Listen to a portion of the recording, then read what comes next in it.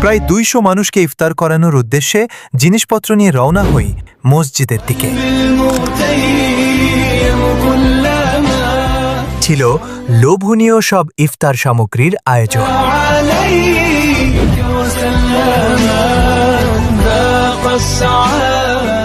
বাদুন ভাই সবাইকে তাদের নিজেদের দায়িত্ব বুঝে দেওয়ার পর হাসানুর কাকু, তাইফ, ইমন ভাই, সোহান, নয়ন, সৌরভ সহ অনেকেই সুন্দরভাবে প্লেটগুলো সাজাতে শুরু করে।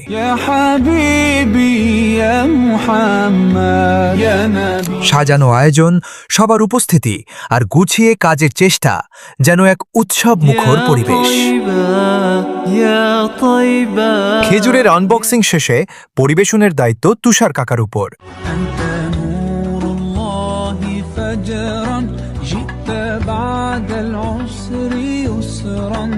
জাহিদ ভাইয়ের অক্লান্ত পরিশ্রমে তৈরি শরবত উপস্থিত মুসল্লির ক্লান্তি দূর করতে যথেষ্ট ছিল। আর এটাই ছিল আজকের আয়োজন। দেখা হবে ভিন্ন আয়োজনে।